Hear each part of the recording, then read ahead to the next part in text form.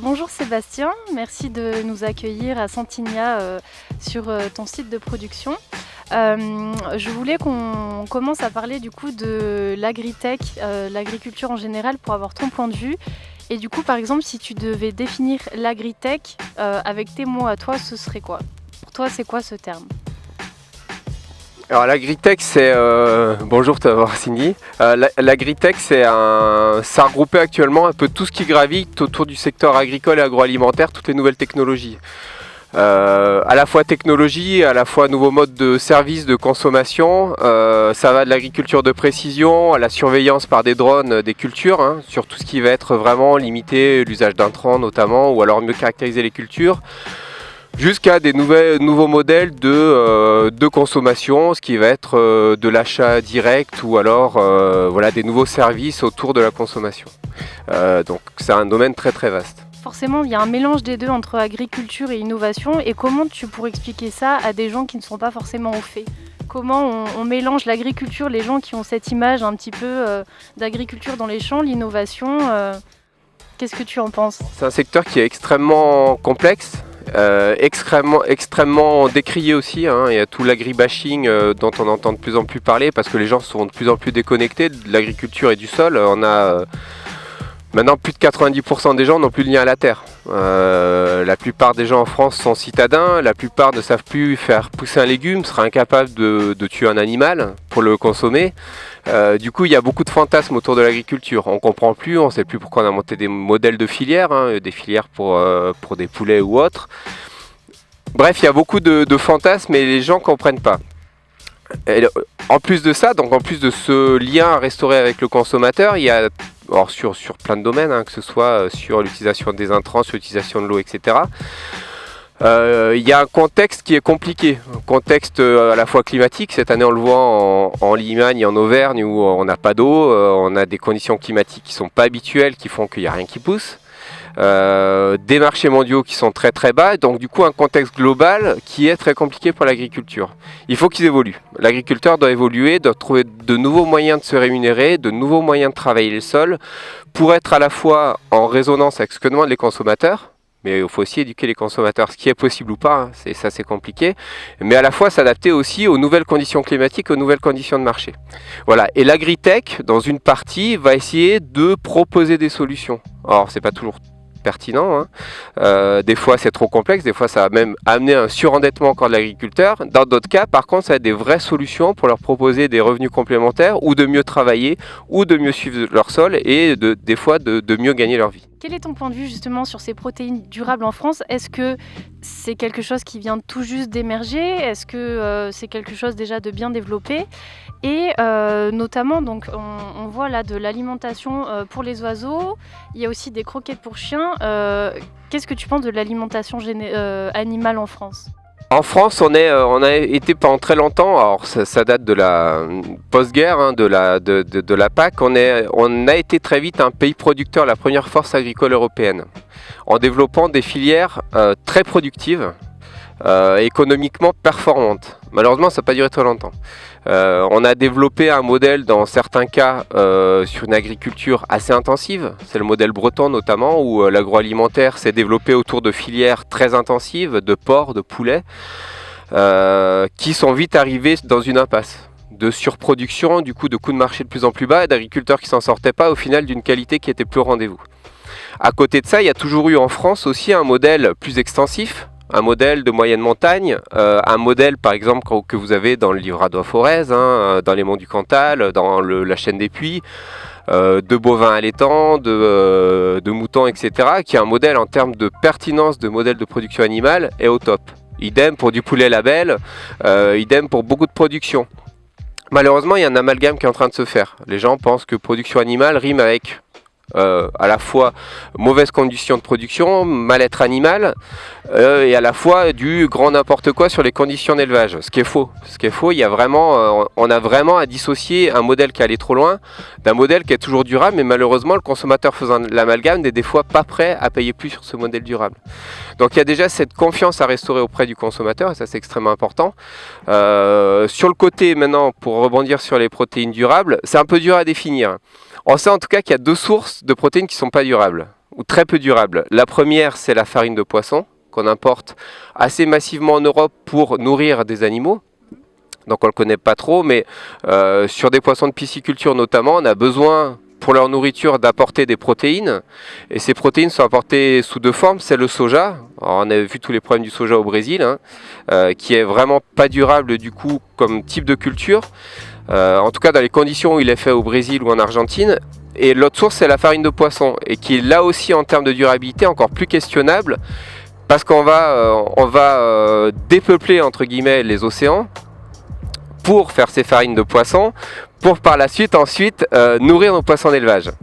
Voilà. Et nous, en se plaçant sur ce créneau des protéines durables, en fait, on a développé, on en parlera plus en détail tout à l'heure, un modèle vraiment circulaire de production qui permet de garantir que toute l'alimentation de nos insectes soit produite dans des façons correctes, soit aussi des coproduits agricoles, c'est-à-dire qu'on ne s'adresse pas, on ne va pas utiliser l'alimentation de l'homme pour nourrir nos insectes, et qui fait qu'au final le bilan écologique, la durabilité de la protéine qu'on produit est extrêmement élevé et 100 ou 1000 fois plus élevé que la farine de poisson, le soja. Maintenant, on va passer à toi, un petit peu plus sur le plan un peu plus personnel.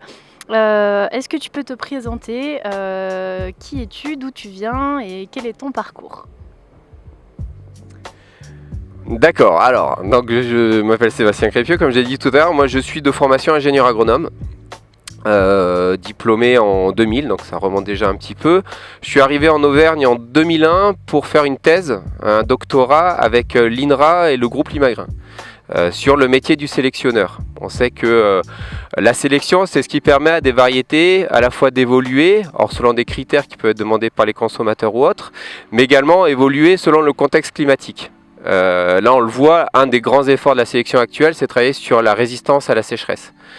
Parce que une variété, maintenant, on voit que ça fait 2 années de suite, à partir de début juillet, voire souvent plus tôt, même juin, il n'y a plus d'eau.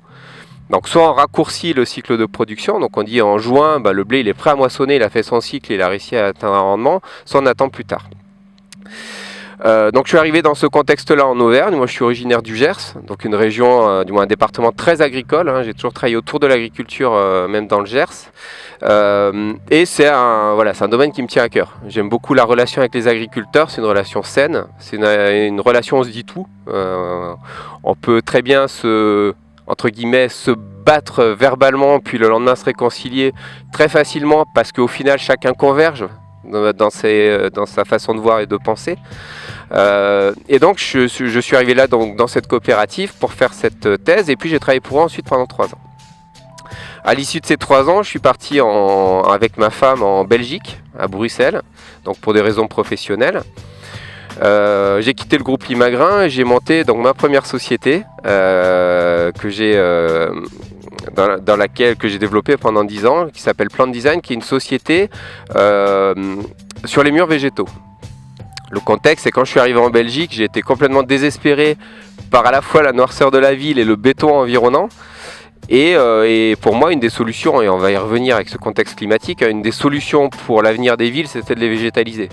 Et ça revient sur le dessus de la table de façon de plus en plus prégnante, parce que globalement, il n'y a pas d'autre solution que végétaliser les villes pour qu'elles restent vivables. Voilà, donc j'ai développé cette société pendant 10 ans. On est devenu leader sur le marché du Benelux. On a fait beaucoup de murs, plus de 600 murs pendant toute cette période-là. Et puis, malgré tout, j'avais commencé à végétaliser la ville, mais je m'y sentais toujours pas très bien. Donc j'avais un souhait, et puis j'ai eu un enfant pendant cette période-là, on avait un souhait en famille de se dire retournons dans un environnement plus agréable, et on est revenu en Auvergne. Et en Auvergne, moi, mon souhait, du coup, on est revendu cette boîte qui était plutôt dans le domaine entre l'urbanisme et quand même l'agronomie, faire pousser les plantes sur des murs, ça a des contraintes quand même, c'était assez intéressant d'un point de vue technique. J'ai souhaité vraiment me repencher sur la question agricole et travailler ce qu'on appelle la 3e voie agricole, l'agroécologie. Me dire, c'est très sympa de dire, ok, les agriculteurs ne doivent plus utiliser de pesticides, ils ne doivent plus utiliser d'engrais chimiques, mais il faut leur donner des solutions. Et la solution, elle n'est pas uniquement en interdisant, la solution, elle passe par l'économique. Pour moi, la seule façon de faire évoluer les modèles et les systèmes, c'est par l'économique. C'est-à-dire, ok, les gens changeront si on leur donne les moyens de changer. Et donc, j'ai monté un bureau d'études qui s'appelle Agricologie, qui donc dans l'ambition était de travailler sur cette 3e voie agricole. Et dans ce bureau d'études, donc j'ai travaillé sur le montage du laboratoire d'innovation territoriale, donc laboratoire qui permet de tester des innovations dans le monde agricole. Et c'est à l'issue d'une mission sur le LIT que j'ai commencé à travailler sur le montage de la filière insectes. Voilà. Du coup, inverse, pour quelqu'un par exemple qui ne connaît pas du tout cette start-up, est-ce que tu peux nous expliquer c'est quoi, pour qui, pourquoi, en gros pitch-nous ta start-up. Oula, non. On m'a pas préparé à ça. Alors, oui, j'ai l'habitude. Alors, je le fais rarement 3 minutes. Je mets plutôt mon collègue Ludovic, qui est jeune, qui est plus formaté au format pitch. Rapidement, moi, Inverse, c'est surtout venu d'un constat en fait. C'est le constat que actuellement, pour beaucoup d'alimentation animale, on utilise des sources protéiques pas chères et pas durables. Voilà. Là, le constat, pour moi, il était venu d'une lecture d'un article qui expliquait que, en gros, 60% de la pêche mondiale, c'est de la pêche industrielle, qui n'est pas vocation pour l'humain, qui est pour faire de la farine de poisson. Et ça montrait du coup l'influence que ça a eu sur ces 20 dernières années sur le dépeuplement des océans, et qu'en gros, de toute façon, cette source-là, dans 20 ans, elle était tarie. Et il y avait en face donc un petit aparté qui disait « Et si les insectes étaient la solution ?» Et là, il y avait un changement de réglementation européenne qui arrivait l'année d'après, qui permettait du coup, après plusieurs années d'études, qui avait montré que l'insecte, alors il y en a plusieurs qui sont possibles, était un substitut protéique de premier choix pour remplacer la farine de poisson dans l'alimentation animale. Et là, l'idée a fait le tilt et je me suis dit, moi à la fois je travaille sur l'agroécologie, cette troisième voie agricole, où l'économique doit être le vecteur de changement et autre chose, l'économique, la durabilité, la perception du consommateur doit être quelque chose pour l'agriculteur. Je me suis dit, mettons toutes ces idées en pratique, montons une filière de production durable dans laquelle on intègre les agriculteurs dès le départ, ce qui est le cas d'Inverse, et pour lesquels on va proposer une solution qui vont permettre de faire converger toutes ces attentes. À la fois, moi, les attentes que j'ai et celles que je vois du modèle agricole nécessaire pour la région et pour la France à terme, mais également pouvoir proposer à ceux qui utilisent actuellement des farines de poisson, donc les pisciculteurs, donc des fois en élevage porcin ou autre, une solution durable alternative qui ne soit pas démentiellement chère, mais qui le sera plus malgré tout, parce qu'épuiser une ressource ou produire, c'est pas pareil. Produire une ressource durable notamment, mais qui fait qu'avec la communication qu'on fait autour, le consommateur il comprendra, il sera prêt à payer un petit peu plus cher pour savoir que le modèle il est circulaire et durable. Voilà, et donc Inverse c'est cette ambition. Donc en 3 minutes c'est compliqué, Inverse c'est à la fois monter toute une filière qui va en gros de l'agriculteur au consommateur, nous en maîtrisant les différents aspects en amont et en aval, notamment la commercialisation, et en faisant en sorte que toute l'image qu'on voyait autour de cette protéine, ça parle pas aux gens une protéine durable. Les gens ils disent protéine c'est quoi? C'est pour faire gonfler les muscles, ça sert à quoi? La protéine c'est quand même une des bases de l'alimentation. C'est ce qui nous permet de nous construire. Et donc en construisant ça, on construit cette image et on souhaite demain que quand vous achetez une truite par exemple, vous sachiez ce qu'elle a mangé. Voilà, c'est-à-dire qu'on n'achète plus une truite qui vient on ne sait pas d'où, déjà de France c'est déjà très bien, mais on sait aussi que cette truite elle a été produite avec des aliments produits de façon circulaire et durable. Et que du coup, l'impact écologique et environnemental que l'on a dans cet acte d'achat, il est le minimum possible en fait. Voilà. Merci. Du coup, on a eu la chance de visiter vos locaux tout à l'heure. Est-ce que vous pouvez nous expliquer un petit peu, et on montrera ça en image, justement la production en fait du tout début, du coup on a ces petits vers jusqu'à la fin où ils deviennent des nymphes, etc. Quel est le fonctionnement? Donc il y a la congélation puis le micro-ondes. Est-ce que vous pouvez nous expliquer rapidement toutes ces étapes? Et après, très concrètement pour les gens, quels produits vous proposez? Donc il y a ça, il y a les croquettes pour chiens, un petit peu tout ça, dites-nous tout. Alors, la production, c'est comme toute production animale, on part d'un papa et d'une maman qui vont se reproduire. Du coup, alors on va mettre un certain nombre d'insectes dans une caisse qui seront montrés à l'image tout à l'heure, je pense, dans lesquels on va mettre suffisamment de mâles et de femelles, donc des petits coléoptères adultes, qui vont se reproduire et pondre des œufs dans ce substrat. À partir de là, une fois qu'on a les œufs, nous on va enlever ces adultes qui vont continuer leur vie de reproducteur, ceux qui ont la plus belle vie dans la société. Ils sont juste dédiés à la reproduction. Et donc, on va garder toute leur descendance, entre guillemets, hein, tous les œufs pour les développer. Il y a un premier stade où il ne se passe pas grand chose, une quinzaine de jours, où l'œuf va devenir micro-larve. Puis encore une quinzaine de jours où là, par 2 à 3 mues successives, la micro-larve va devenir une petite larve. Et puis à partir de là, on va commencer à rajouter de l'alimentation pour faire passer de la petite larve à de la moyenne puis de la grosse larve. Ça dure à peu près l'ensemble du cycle entre la ponte et la fin et la récolte entre guillemets dure 11 mois. 11 semaines, en semaine, hein, c'était un peu long. 11 semaines. Et au bout de 11 semaines, donc vous obtenez ce type d'insecte, donc c'est la larve, hein. Voilà, le ver de farine bien gros et bien gras, qui est quasi à son dernier stade avant de se transformer en adulte. Donc si on le laissait un peu plus longtemps, on aurait ce que vous disiez des nymphes, donc qui est le stade intermédiaire entre la larve et l'adulte. Et si on laisse cette nymphe se développer encore 2 semaines, hein, c'est la nymphe comme pour le papillon, hein, la chenille qui devient papillon. Si on laisse encore 2 semaines de plus, ben on a l'adulte. Voilà, et le coléoptère qui peut de nouveau commencer un cycle et se reproduire, etc. Mais nous vraiment ce qui nous intéresse dans la protéine, c'est ce stade-là. Parce que c'est le stade où la protéine est de meilleure qualité. Et donc à partir de là, à partir de ce premier batch, on parle de batch croquettes de production où on fait quand même 4 tonnes. Pour nous c'est énorme, hein. On avait fait 1 tonne, c'était déjà gros. Là on est à 4 tonnes. À partir de là, donc nous on va monter en production sur l'insecte. Donc on va pouvoir monter en production sur la croquette. Sur les points de distribution, donc on réfléchit beaucoup à un abonnement croquette, hein. Parce que comme je vous disais, une fois que l'acte de consommation est fait et que le chien ou le chat est satisfait de sa croquette, on ne change pas. Donc on veut réduire au maximum tout ce qui est emballage. Tout ce qui est aussi le problème de la grande distribution, c'est qu'il demande du coup des durées de conservation extrêmement élevées. Nous on veut de la croquette naturelle, donc sans conservateur. Donc du coup, il n'y a pas d'intérêt à conserver de la croquette, hein. Tous les 3 mois, vous savez que votre chien il mange toujours à peu près pareil, ou votre chat. Donc du coup, on sera sur des modèles de livraison de point dépôt. Voilà, pour les gens. Ce qui leur permettra d'avoir toujours de la croquette fraîche, sans conservateur et que des ingrédients naturels. Voilà. Pour le chat, pour répondre à votre question, on va tester une formulation d'ici la fin d'année. Donc on voit notre nutritionniste pour chiens et chats, semaine prochaine d'ailleurs, pour commencer à travailler sur cette formule pour chat. Avec beaucoup de challenges, parce que les chats, ils sont compliqués. J'allais dire c'est des branleurs. On veut le dire. Le chat, pour nous c'est extrêmement intéressant. On est tous plutôt dans l'équipe inverse, possesseurs de chats plus que de chiens. Donc on était un peu frustrés de ne pas pouvoir tester la croquette auprès de nos animaux de compagnie. Là on est tous sur les starting blocks pour voir. Bon, moi j'ai donné quand même des croquettes pour chien à mon chat quand même pour voir, il adore.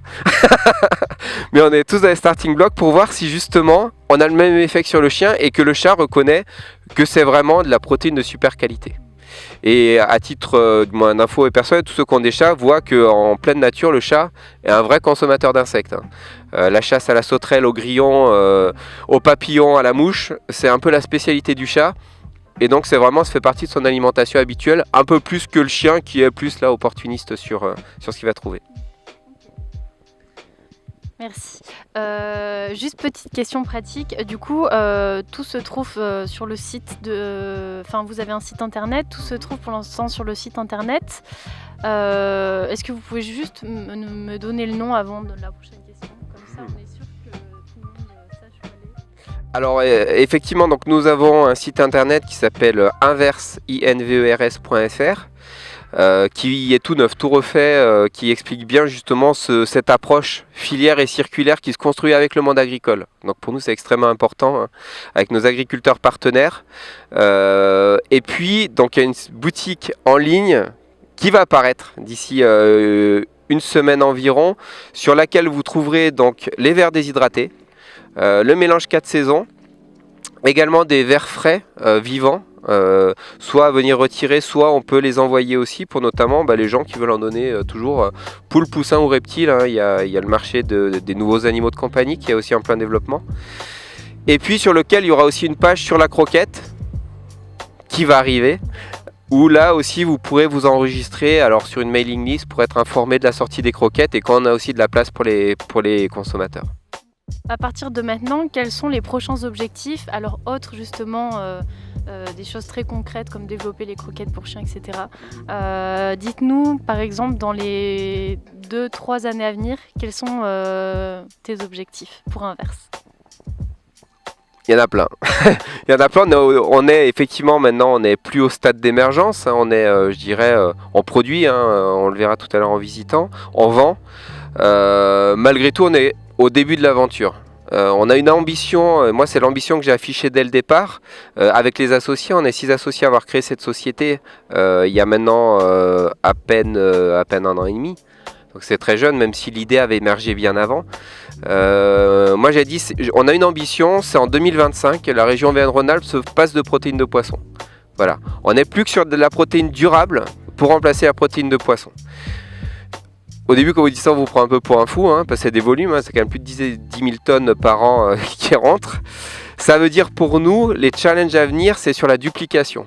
Nous, on doit montrer avec ce pilote qui est en construction que le modèle économique qu'on a imaginé pour et avec les agriculteurs, il fonctionne. C'est-à-dire qu'il va leur générer des revenus et nous, qu'on soit capable, sur la base du revenu qu'on va leur générer, donc sur la base du produit qu'on va leur acheter, de créer suffisamment de valeur pour qu'à la fois eux, ils en vivent bien et que nous aussi, on arrive à vivre bien et faire tourner l'outil industriel. Ça, c'est pas évident. Ça, on va le valider là-dessus sur ce pilote. À partir de là, on a déjà 2 premiers post-pilotes, ce qu'on appelle les ateliers après celui-ci, qui sont dans les starting blocks, hein, les agriculteurs sont partants, sur lesquels on va faire une première montée en production qui nous permettra de commencer à atteindre plus le marché de la croquette. Hein, je vous ai dit, on est plus en pénurie qu'en recherche marché. Et à partir de là, si tout fonctionne comme on a prévu, on duplique. C'est-à-dire que les agriculteurs vont être sollicités, vont être informés. On en a déjà une 50aine qui nous suivent, pour savoir chez lesquels on va installer des ateliers de production. Donc pour eux, c'est une source d'installation de nouveaux agriculteurs, ça s'adresse beaucoup à eux. Un jeune par exemple, hein, vous avez 22 ans, vous sortez d'un BTS agricole, votre père il a en Liman, c'est pas des grandes surfaces, donc il a 70 hectares, vous ne pouvez pas vous installer, il n'y a pas la surface pour s'installer. Là ici, avec une emprise au sol de 1000 m², on génère un revenu agricole. Donc on génère le revenu pour l'enfant, et puis avec le modèle qu'on développe, on lui demande aussi de produire un petit peu de culture alternative, de prendre soin des sols, etc. Donc du coup c'est ça, notre challenge il est là, c'est demain, suite à ces premiers bâtiments, c'est d'aller vraiment sur l'ensemble du territoire, donc sur la Liman dans un premier temps, pour relever ce défi à 2025 d'avoir cette centaine d'ateliers qui permettra d'être autonome en protéines durables. Super, merci beaucoup Sébastien pour cette interview. Pour la conclure, je vais te laisser le mot de la fin, quelque chose que tu as envie de dire à nos internautes, une pensée, un message, peu importe, c'est toi qui conclut cette interview. C'est vraiment pas préparé, hein. C'est le but. Alors un message, moi je dirais que c'est vraiment le consommateur qui doit être plus acteur en fait, qui doit être plus moteur de ses achats et il y a beaucoup de revendications des consommateurs. Hein. Je le vois, c'est malheureusement très peu suivi en acte.